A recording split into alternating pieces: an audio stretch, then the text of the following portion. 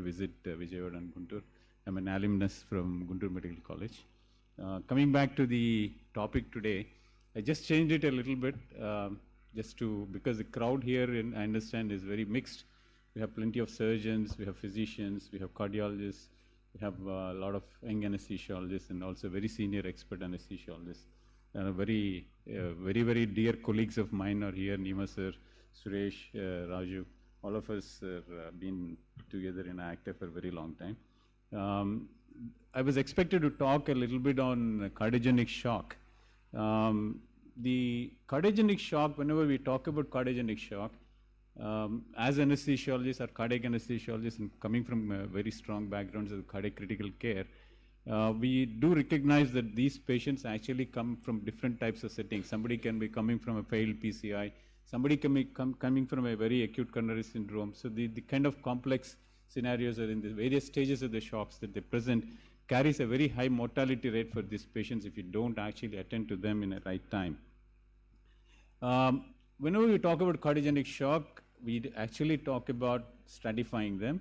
The commonest stratification that we actually use is the Society for Cardiovascular Angiography and Intervention classifications, which are classified as at risk, beginning, which are the probably two easy parts where we can actually catch these cardiogenic shocks. In that scenarios, you're probably able to rescue them much easierly. Rescuing them is much easier than actually looking at last two classes where is it talk about deteriorating and extremes, because you need a much higher competent setups to actually take care of these patients.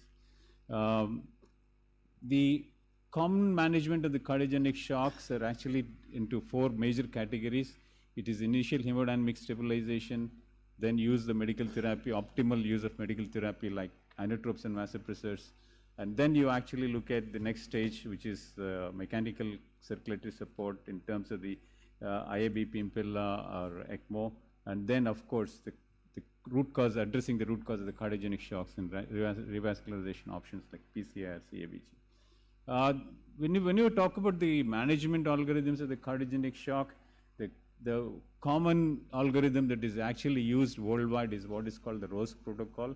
The R stands for the recognize or rescue, O for optimization, S for stabilization, and D for exit or de-escalation, E for exit or de-escalation.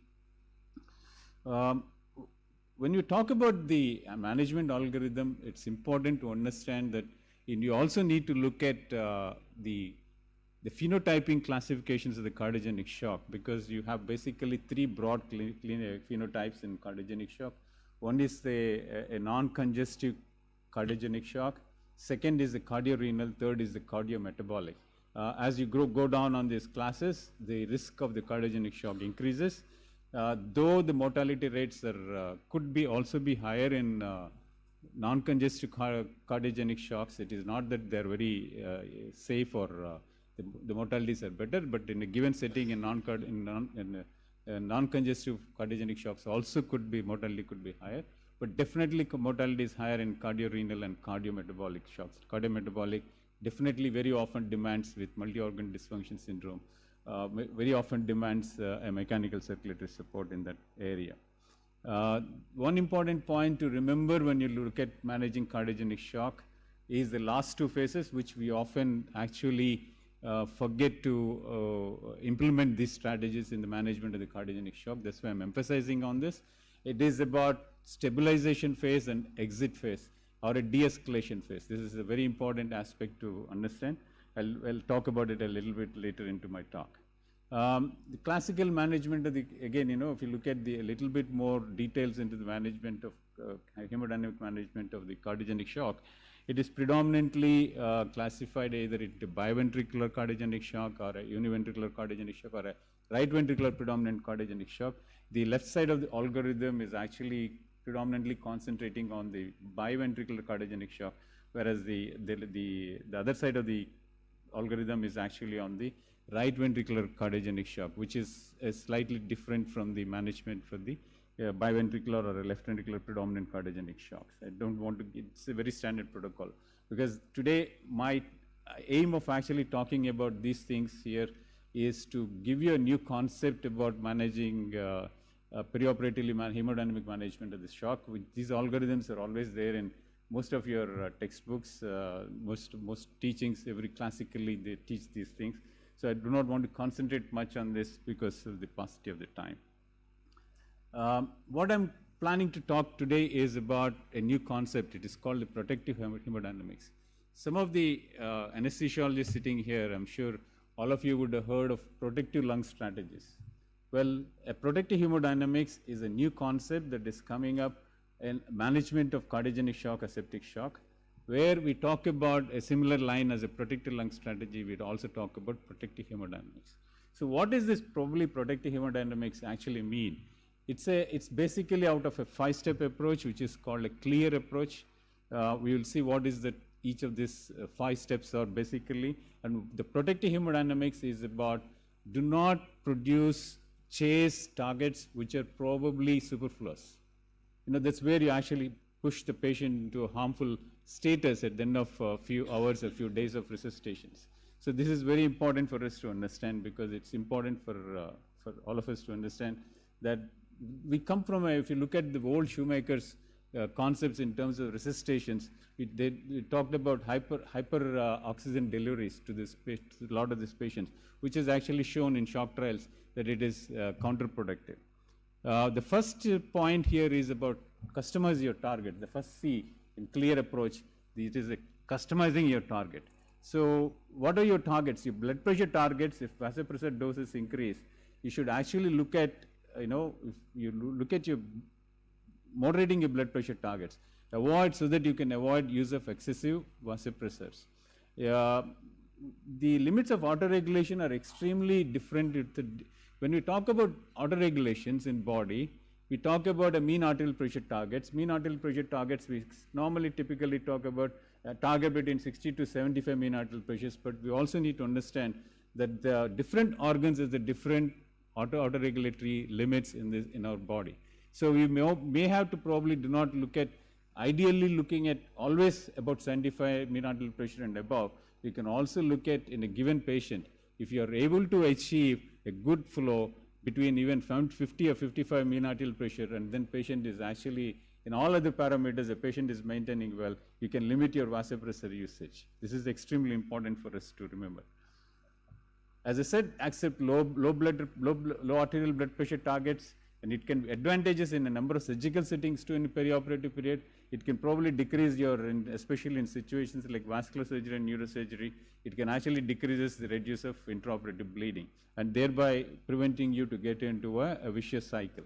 Hypotensive resuscitation may offer a survival benefit over conventional resuscitation for patients with hemorrhagic injury, which is an important point. When I talk about it, when I say about a little bit lower blood pressure targets, some of us might think and talk about most of the literature evidences show the higher the mean arterial pressures in resuscitation, the better are the survivals. But let me caution you, if you go back and look at these studies, most of these studies are observational studies, they're not randomized controlled trials. So there are no RCTs that are actually done to prove that these higher mean arterial pressure targets are always the most important thing to actually improve this resuscitation or improve the survival rates.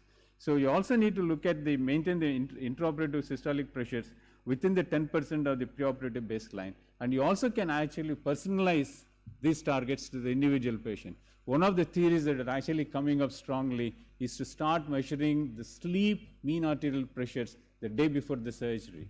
If you can actually look at it, most of the times the mean arterial pressures are at least 10 to 15% lower than the awake state, and that mean arterial pressures probably could be enough for these patients when you actually start resuscitating these patients, so that you can limit your vasopressor usage. This is what I said, talk about the clear approach. The C is customize your targets. The second one, L, is limit your catecholamines. So minimizing catecholamines is also important for you to understand. So we always classically see, I tend to see there's a lot of norepinephrine usage that has come up into the day-to-day clinical practice than compared to about 10 years ago. This is good thing in a lot of ways, because we do see a lot of vasoplegia perioperatively, and previously we used to actually treat this vasoplegia with plenty of fluid administration, which is extremely detrimental, is probably one of the reasons why we had bad outcomes perioperatively many years ago. So importantly, we need to look at, you had to minimize the catecholamine use. We also look at other multi-receptor targets. Instead of looking at one peripheral alpha constriction, you can think about looking at targeting the nitric oxide pathways for example, in septic shock. If you're handling septic shock, you can combine early norepinephrine in the early periods of septic shock itself with norepinephrine, methylene blue, instead of just depending upon norepinephrine. The other important strong literature evidence that's coming up is in the use of vasopressin. Early use of vasopressin has been shown to actually reduce limit the use of the dosage of the norepinephrine. So we can think about that particular strategy too. And to remember, use the right vasopressor for the right patient at the right time. So any dose of norepinephrine of more than 0.1 microgram per kg per minute should be used cautiously, and then it definitely produces a severe end organ vasoconstriction, especially nephrotoxic. The third part in the clear approach is what is called enhanced flow.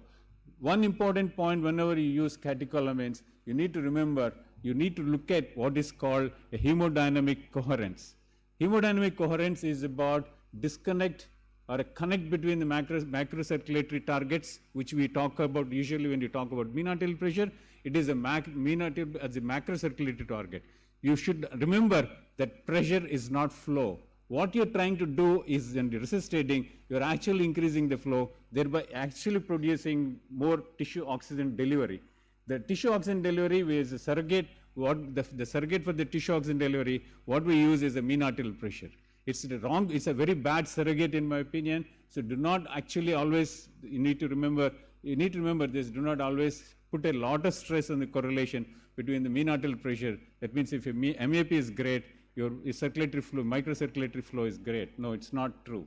So the hemodynamic coherence is extremely important concept for you to understand. So look at those parameters in your patients when you're actually resuscitating. The microcirculatory targets is also important. Like for example, a simple capillary refill time is a extremely very good indicator for you to look at perioperatively when you're resuscitating these patients in cardiogenic shock scenarios or even in septic shock scenarios or in a systemic inflammatory response. This hemodynamic coherence is what you should keep in mind, because you shouldn't just be happy looking at mean arterial pressure target that you've achieved using your vasopressor. So how to enhance flow? As I said, you have other microcirculatory targets like cerebral oximetry, sublingual microcirculation indices. These are commercially getting available. Cerebral oximetry is already available in all our operating rooms. It's pretty easy to use. And then you can think about using early use of inodilators like levosimendan, dobutamine or milrinone, or even sometimes there is a literature that's coming up. Even dexmedetomidine is actually being used to look at improving microcirculatory flows in these patients. The fourth step is about adjust fluid balance. Let me tell you one important thing. Too much fluid and too less fluid, both are bad. Okay, what happens is when you talk about, for example, in sepsis, in resuscitation, you tend to use in the early part, in salvage part, use the fluid. But that amount of the fluid that you're going to use an appropriate, as what Krishna was also saying, that you look at more importantly, a dynamic hemodynamic indicators, dynamic flow indicators. Excessive fluids can induce loss of hemodynamic coherence, as I was talking to you, due to hemodilution, changes in blood viscosity, edema formation, and oxidative stress. You need to remember this. Extremely important. Excessive fluids are not good in resuscitations. One of the things that's coming up very well in actually preventing excessive fluid administration is what is called a venous access ultrasound. Typically, till now, we actually look at, depending upon assessing the fluid status, in terms of your dynamic fluid indices as a guide to give the fluid, but in terms of assessing the volume status, perioperatively we do an IVC diameter, but that's it became a very basic indicator right now. Apart from that, you also look at venous access ultrasound scores in terms of looking at portal veins, hepatic veins, and intrarenal veins. If you have an IVC diameter of more than 2, and associated with any of these abnormal wave patterns on the hepatic portal or on the intrarenal veins, that means you have a bad score on the venous access ultrasound, and that means you cross the limits of the fluid administration, and it is time to stop fluid administration and start de-escalating your fluid therapy. So the last R is about resolving your underlying condition. It's a very, very important cornerstone in terms of resuscitation, whether you're talking about cardiogenic shock or you're talking about septic shock. It's important. You know, you need to look at, apart from, this is a parallel approach, as you're doing these stages of resuscitations, as I told you, whether it's a ROSE protocol or in a sepsis, the sepsis protocol, we'll just see it in the next slide. Whichever the stage you are in, you should look at parallelly optimize these patients in terms of trying to resolve the underlying condition. If it's a cardiogenic shock, early revascularization is extremely important. If it's sepsis, early identification of the root of the cause for the sepsis, administration of appropriate antibiotics or empirical antibiotic in case if you're waiting for your cultures is extremely important for you to also remember. Early administration of corticosteroids and low-dose corticosteroids is also sometimes indicated because corticosteroid administration does produce sensitization to the vasoconstrictor use, so that you can actually limit your vasoconstrictor use.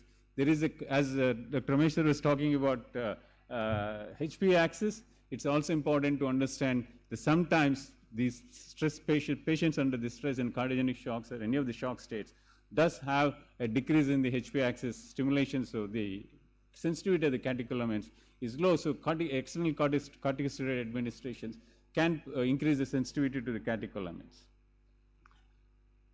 So also other points to remember as you're looking at resolving the underlying condition under the 5-step approach, the last R signifies, look at avoiding low temperature. It is easy to miss this because when you're looking at resuscitating these patients, very often, whether it's an operating room or in intensive care, they do drop temperatures either by the basal conditions or by the ambient temperatures. So, and it's extremely difficult to resuscitate a hypothermic patients. So, it's important for you to remember, unless there's a special condition, it's coming out from a cardiac arrest scenario in a post-cardiogenic shock, sometimes hypothermia does help in these patients. But in otherwise, avoiding low temperatures is extremely important.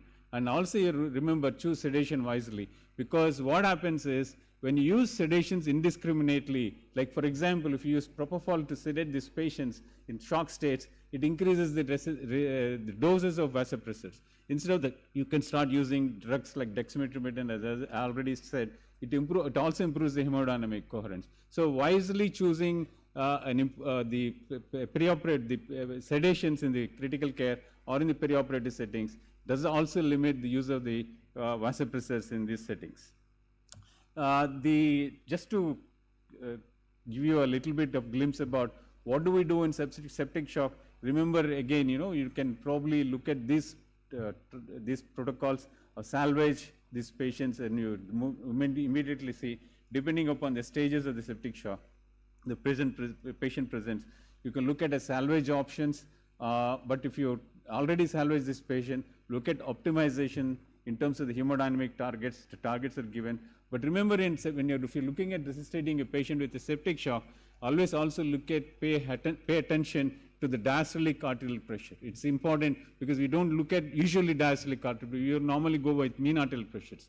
But your resuscitation targets in sepsis should also focus on the diastolic arterial pressures, apart from looking at early screening or a periodic screening for the echo to look at the LV. If the LV depression is there, early institution or early starting of your inotropes is extremely important for you to be successful in resuscitating septic shock patients.